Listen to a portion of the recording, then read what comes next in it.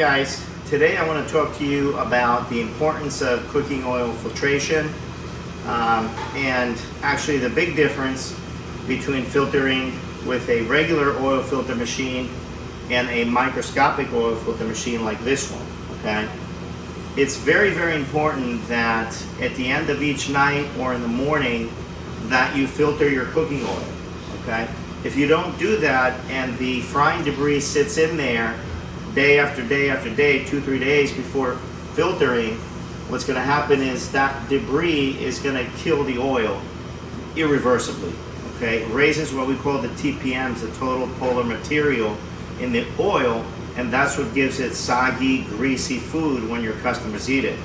So it's very important that you filter, and if you can filter with a microscopic oil filter machine, that's really the best way to do it, because the other machines will only take out the breadcrumbs that you can see by eye. A dot on a piece of paper has 250 microns, okay? So we can filter down to 10 microns, 5 microns, even 1 micron. Anything under 20 micron is really an overkill, okay? But when you can filter down to a microscopic level, that's what's gonna give you great fried food 7 days a week consistently, okay? It's very important for your customers to eat great fried food day 1, day 2, day 3, day 4, day 5, day 6, day 7. You throw it out and you start fresh. Most cooking oil in restaurants, in your average restaurant, is going to go 7 to 10 days with this machine.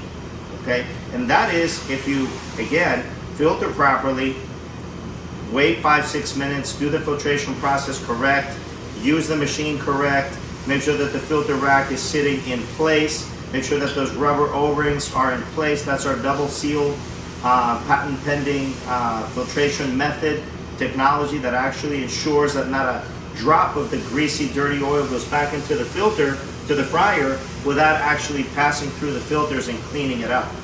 Okay. Now, when you use this machine, you always want to start from your cleanest fryer first. If you have, let's say, 3 fryers, and your first fryer typically is your French fry fryer. Okay, it doesn't have breading, it's your cleanest. You want to start with that one and then go to your middle one, which could be chicken wings and things like that. And then your third fryer will be, let's say, your fish. Okay, so you want to go in that order. You never want to go reverse. Okay. The other thing you want to remember is that you want to be able to not cascade your oil anymore. Now, what's cascading? Well, it's when you're filtering your oil in your fryer 1, and all of a sudden, you know, at the end of, let's say, the day, you take that and you put it in fryer 2, and your last fryer, your fryer 3, you throw it out every day, and then fryer 1 goes to fryer 2, and the oil from fryer 2 goes into fryer 3. That's called cascading. Okay, you do not want to cascade when you're filtering with a microscopic oil filter machine.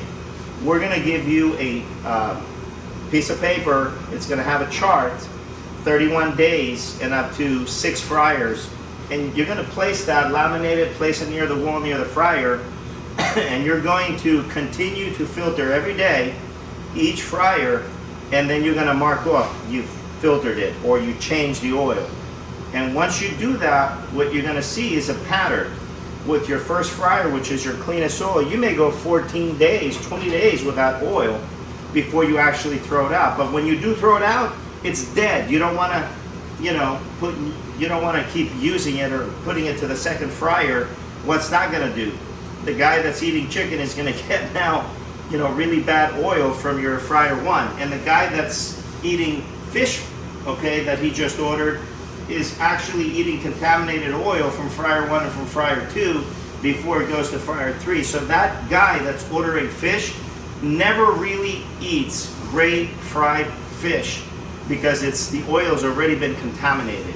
So you're gonna filter every fryer independently until you max out its life, and then you're not gonna cascade it, you're gonna throw it away, okay? So your first fryer, you may go 20 days. Your second fryer, you may go 10, 12 days. Your third fryer, you may go 7 days or 5 days or whatever it is, depending on how much frying you do and how much breading and what type of food it is. So That's how you're going to do it. That's the way you're going to maximize the life of the cooking oil, the taste of the fried food, and also obviously your money. You're going to be able to cut your oil cost by 50 to 70%, and that's how you're going to do it. And that's what I call the science of cooking oil, and how to filter with a method that actually extends the life of the cooking oil. Thank you so much for watching.